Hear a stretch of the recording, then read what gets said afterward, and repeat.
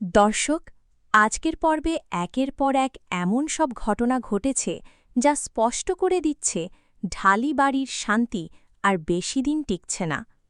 একদিকে সালাউদ্দিন পড়াশোনায় মনোযোগী হয়ে উঠেছে, নতুন শিক্ষিকার কাছ থেকে শেখার আগ্রহ দিন দিন বাড়ছে, কিন্তু এই বিষয়টি মোটেও ভালোভাবে নিতে পারছে না আমেনা। তার মনে জন্মেছে সন্দেহ, ঈর্ষা আর অস্থিরতা। সে বারবার সালাউদ্দিনকে মহিলা শিক্ষিকার কাছে না পড়ে পুরুষ শিক্ষকের কাছে পড়ার জন্য চাপ দিচ্ছে, কিন্তু সালাউদ্দিন পরিষ্কার জানিয়ে দিয়েছে প্রমাণ ছাড়া কারো চরিত্র নিয়ে কথা বলা অন্যায়। অন্যদিকে ঢালি পরিবারের বিশাল সম্পত্তিকে ঘিরে শুরু হয়েছে নতুন ষড়যন্ত্র। কেউ চাইছে সবাইকে ঢাকা ছেড়ে যেতে বাধ্য করতে, আবার কেউ অপহরণের মতো ভয়ঙ্কর পরিকল্পনাও করে ফেলেছে। তাদের লক্ষ্য একটাই, যেভাবেই হোক সম্পত্তির দখল নেওয়া।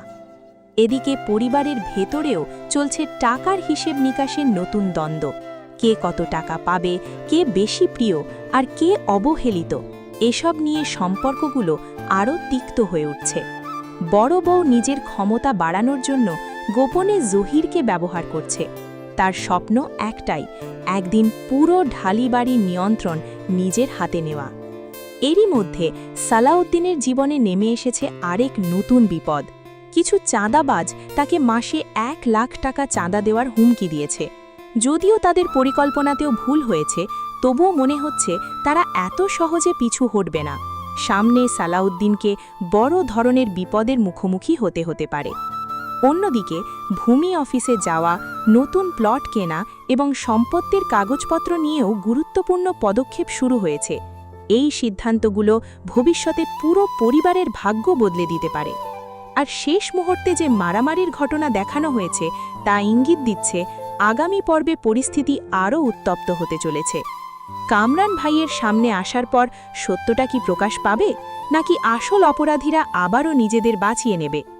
সবচেয়ে বড় প্রশ্ন হল, আমেনার সন্দেহ কি সত্যি প্রমাণিত হবে, নাকি সে নিজের ভুল বুঝতে পারবে? সম্পত্তির জন্য যে ভয়ঙ্কর ষড়যন্ত্র চলছে সেটা কি সফল হবে? আর সালাউদ্দিন কি চাঁদাবাজ ও শত্রুদের হাত থেকে নিজেকে এবং নিজের পরিবারকে রক্ষা করতে পারবে? এইসব প্রশ্নের উত্তর জানতে চোখ রাখুন আগামী পর্বে, কারণ সামনে অপেক্ষা করছে আরও বড় রহস্য, আরও বড় বিশ্বাসঘাতকতা এবং এমন কিছু চমক যা পুরো গল্পের মোড় ঘুরিয়ে দিতে পারে।